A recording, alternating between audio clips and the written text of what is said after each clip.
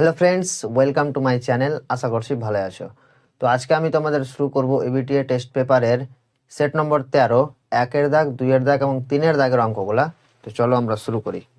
1-এর 1 দাগটা বলছে 3x² plus 8x plus 2 equal to 0 সমীকরণের বীজদ্বয় আলফা এবং বিটা হলে 1 by alpha plus 1 by beta এর মান কত হবে? আমি আগে সমীকরণটা লিখি। বলছে 3x² plus 8x plus 2 equal to 0।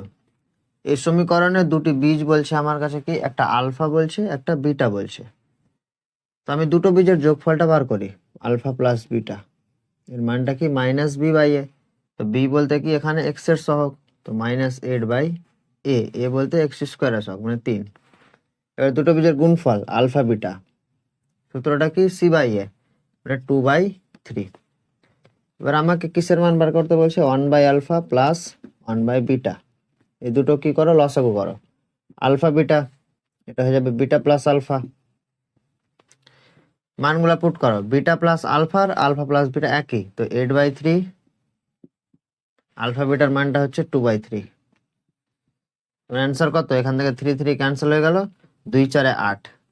তোমার 1/আলফা প্লাস 1/বিটার মানটা হয়ে গেল 4। চলো নেক্সট প্রশ্ন, 2-এর দাগ। বলছে বার্ষিক 8% সরল সুদে কোনো আসল কত বছরে সুদে আসলে 3 গুণ হবে? আচ্ছা, বার করো। আর এর মান বলছে কত? 8%। এবার বলছে কত বছরে সুদে আসলে 3 গুণ হবে। তো আমাকে কি করতে হবে? সুদে প্লাস সুদ আসলের মানটা কি করতে হবে? 3 গুণ ধরতে হবে। সুদ আসল মানটা কি করতে হবে? 3 গুণ, মানে 3p। তো এখানে সুদ হয়ে গেল আই। আচ্ছা, আসল সুদের সূত্রটা কি? P T R by 100 plus P, যেহেতু আসল 3p। এখানে পিটা ওই পাশে নিয়ে যেত, কত হয়ে যাবে? পি টি আর বাই 100, এটা হয়ে গেল 2p। এবার এখানে ভ্যালুগুলো পুট করো, তো দেখো এখান থেকে পিপি কেটে গেল। টি, আমাকে টি এর মানটা বার করতে বলছে। টি ইন্টু আর, আর এর মান হচ্ছে 8/100 ইকুয়াল টু 200।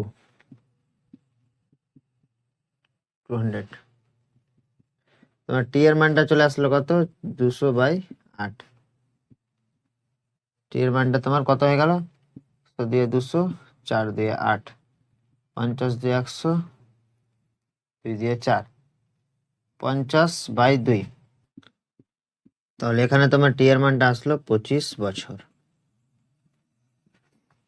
অপশনে চেক করো কোনটা সঠিক আছে। চলো 3-এর দাগের অঙ্কে। এখানে বলছে এবিসিডি বৃত্তস্থ ট্রাপিজিয়াম এডি প্যারালাল বিসি। যদি এবিসি 65 ডিগ্রি হয় তো বিসিডির মানটা কত হবে? আচ্ছা, বৃত্তস্থ ট্রাপিজিয়ামটা একটু দেখি। এটা একটা বৃত্ত।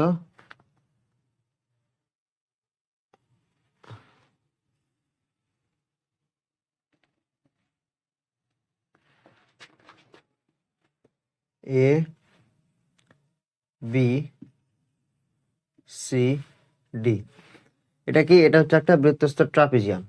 তো কোণ এ বি সি এর মানটা বলছে 65 ডিগ্রি। তো আমাকে কোণ বি সি ডি এর মানটা জিজ্ঞাসা করছে কত আসবে। তো এ বি সি এর মানটা কত? 65 ডিগ্রি। তো বি সি ডি মানে এই মানটাও তো হয়ে যাবে আমার কাছে কত? 65 ডিগ্রি। এটা হয়ে যাবে আমার কত? 65 ডিগ্রি। তুমি অপশনে চেক করো কোনটা 65 আছে, ওটা হচ্ছে সঠিক অ্যান্সার। সি অপশন হচ্ছে তোমার সঠিক। চলো নেক্সট প্রশ্ন, 4 দাগ। বলছে দুটি লম্ববৃত্তাকার চোঙের আয়তন সমান এবং তাদের উচ্চতার অনুপাত 1:2 হলে তাদের ব্যাসার্ধ অনুপাত কত হবে?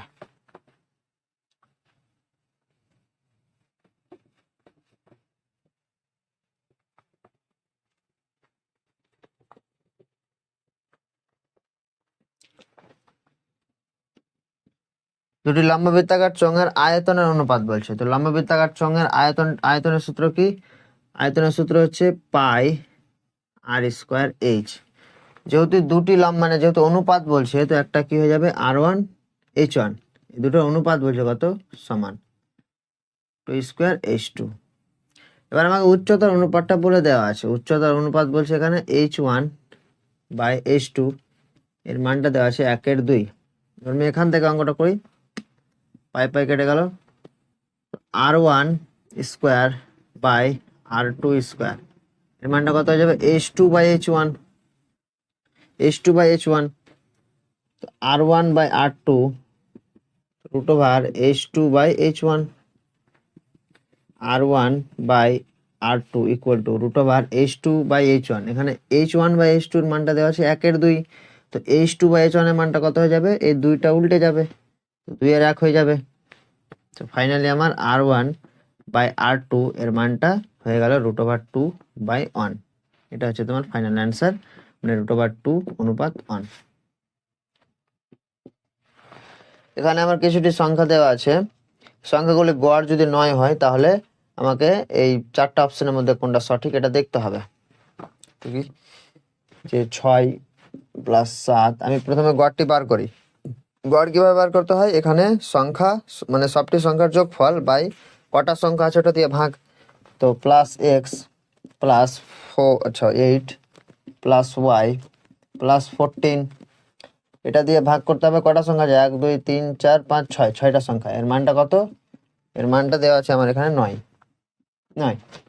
এবার বার করো যে আমার কোনটা সম্পর্ক সঠিক হবে। তো এটা হয়ে যাবে তোমার 6 7 13, 13 8 21, 21 8 14 হয়ে যাবে তোমার 35। তো x + y এর মানটা হয়ে গেল কত, 35। আচ্ছা, x + y + 35, এবার 6টা ওইদিকে গুণ করবো, তো কত হয়ে যাবে, 6 9 54। তো x + y এর মানটা কত হয়ে যাবে তোমার, 54 থেকে যদি 35 বাদ দিই, 54 থেকে 35 বাদ দিলে কত, 54 থেকে 35 বাদ দিলে হয়ে যাবে 19। এটা হচ্ছে তোমার সঠিক অ্যান্সার। চলো 6 অঙ্ক লাস্টের, বলছে tan θ + 15 ডিগ্রি। আচ্ছা, এখানে করছি 6 অঙ্ক, tan θ + 15 ডিগ্রি এর মানটা বলছে রুট ওভার 3। তো আমাকে sin θ + cos θ এর মানটা বার করতে হবে, তো বার করি। আচ্ছা, √3 মানে কি, tan θ + 15 ডিগ্রি ইকুয়াল টু √3 মানে হচ্ছে tan 60 ডিগ্রি হয়ে গেল। এবার আমি এখান থেকে tan tan তো উড়ে গেল, তো θ + 15 ডিগ্রি এর মানটা কত আসলো, 60 ডিগ্রি। থিটার মানটা এখান থেকে কত আসলো, 60 থেকে 15 বাদ দিলে যাবে 45। এবার এখানে আমার সাইন থিটা মানে 45 ডিগ্রি প্লাস কস থিটা মানে 45 ডিগ্রি, এর মানটা কত হয়ে যাবে, 1/√2 প্লাস 1/√2, এর মানটা হয়ে যাবে তোমার রুট ওভার 2। এটা হচ্ছে তোমার ফাইনাল অ্যান্সার, রুট ওভার 2। তোমার কোনটা অপশন সঠিক, এই অপশন হচ্ছে তোমার সঠিক অ্যান্সার, বুঝতে পারলে। চলো এবার 2 এর অঙ্কগুলাতে চটপটে গিয়ে যাই। 2 এর 1 অঙ্ক বলছে যে কোনো মূলধনের বার্ষিক শতকরা একই সুদের হারে ড্যাশ বছরে সরল সুদ ও চক্রবৃদ্ধি সুদের পরিমাণ সমান হবে। তো এখানে কত বছরে, আচ্ছা এখানে সুদের ক্ষেত্রে যদি বলে তো সরল সুদ আর চক্রবৃদ্ধি সুদের ক্ষেত্রে 1 বছরের জন্য এই দুটো সুদটা কি হয়ে যাবে, সমান হয়ে যাবে। এটা তোমরা অবশ্যই মনে রাখবে। তো 2 এর 1 এর অ্যান্সারটা কত আসলো তোমার, 1 বছর। 1 বছর। চলো 2 দাগের অঙ্কে a:2 equal to b:5 equal to c:8 হলে a এর 50%, b এর 20% আর c এর -%। এই অঙ্কটা আমি হয়তো করিয়েছিলাম, একটু একটু মনে পড়ছে, তো করে দিই। এখানে কি বলছে, a:2 মানে a/2 ইকুয়াল টু b:5, তো b/5, c:8 মানে c/8 এর মানটা। আচ্ছা, তারপর বলছে a এর 50%, তো আমি এটা সমান k ধরে নিলাম, তো a এর মানটা কত আসলো 2k, সেম ভাবে b এর মানটা কত আসলো 5k, সেম ভাবে c এর মানটা কত আসলো 8k আসলো। এবার এখানে a এর কি বলছে 50%, তো a এর যদি 50% বার করি তো কি করতে হবে, 50/100, সেম এটাকেও করো। b এর কত বলছে 20% বলছে, b এর 20%, তো b এর 20% কত হবে, b ইকুয়াল টু 20% মানে 5k ইন্টু 20/100। আচ্ছা, এটা 2k হবে, এটা 20 দিয়ে দিচ্ছি, এটা 2k হবে। তো এটা তোমার হয়ে যাবে 50 2 100, 50 50 কেটে, তো এর মানটা কত আসলো, কে আসলো।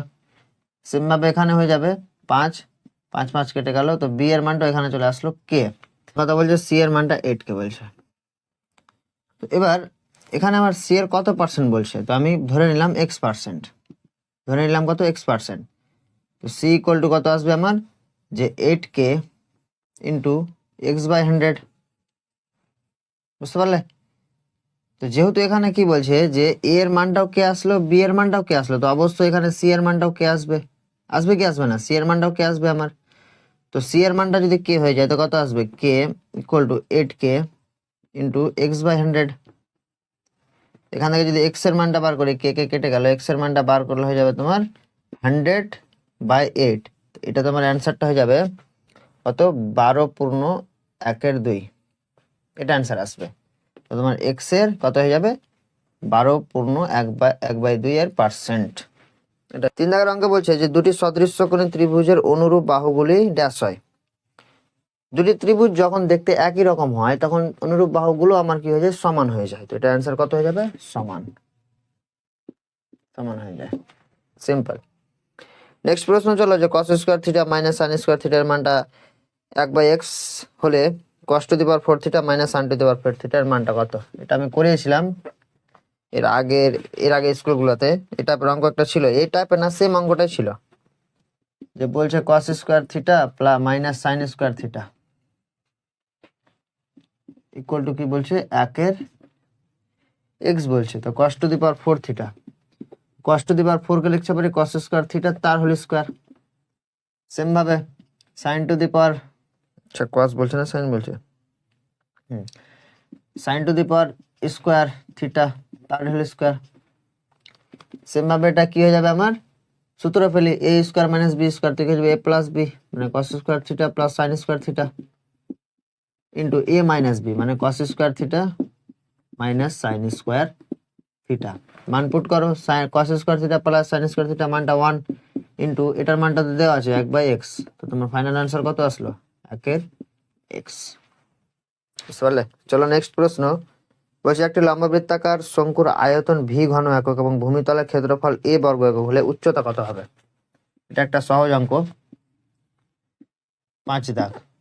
তো লম্ববৃত্তাকার শঙ্কুর আয়তন কি, v এর মানটা হচ্ছে 1/3 পাই আর স্কয়ার h। এখান থেকে আমার উচ্চতাটা যদি বার করি কত হবে, v ইকুয়াল টু 1/3, এবার পাই আর স্কয়ার মানে কি a ইন্টু h, h এর মানটা যদি বার করি তো 3v/a হয়ে যাবে। এটা হচ্ছে তোমার ফাইনাল আনসার। বুঝতে পারলে? চলো নেক্সট প্রশ্ন বলছে 16, 15, 17, 16 x এর তথ্যের সংখ্যা গুণমান 15 হলে x এর মান কত হবে। আচ্ছা, সংখ্যা গুণমান মানে কি, যে এই তথ্যটির মধ্যে সবচেয়ে বেশি যে সংখ্যাটা এসছে সেটা হচ্ছে কি সংখ্যা গুণমান। তো এখানে যদি আমার x এর মানটা যদি কি হয় 15 হয়, সংখ্যা গুণমান 15 বলছে, মানে এই তথ্যটির মধ্যে আমার সবচেয়ে বেশি 15 আছে, তো x এর মানটা তো 15 হওয়া উচিত। কারণ x এর মান যদি আরো অন্য কিছু হয় তো সংখ্যাগুলোর মান তো চেঞ্জ হয়ে যাবে। আমি যতটি পারবো 15টা যেন আমি বেশি দেখতে পাই। বুঝতে পারলে? মানে এই তথ্যটির মধ্যে আমি যেন 15টা সবচেয়ে বেশি দেখতে পাই, ওটাই তো আমি সংখ্যাগুরু মান বলবো। তো x এর মানটা কি হবে, অবশ্যই 15 হয়ে যাবে। তো আমার কি হয়ে যাবে এখানে, x এর মানটা 5 দাগ অবশ্যই 15 হয়ে যাবে। চলো 3 এর সত্য মিথ্যাগুলো দেবে, 3 এর 1। এবার আমাকে সত্য মিথ্যাগুলো বার করতে হবে। x এর মানটা দেওয়া আছে, এবার আমাকে x প্লাস 1/x এর মানটা বার করতে হবে। তো x এর মান দেওয়া আছে এখানে 2 plus root 3, x plus 1/x এর মানটা বার করতে হবে। তো বার করো, 2 প্লাস রুট 3 প্লাস 1/x এর মানটা বসে দিলাম 2 প্লাস √3, লসাগু করো, 2 প্লাস রুট 3 হয়ে গেল, এটা গুণ হয়ে যাবে।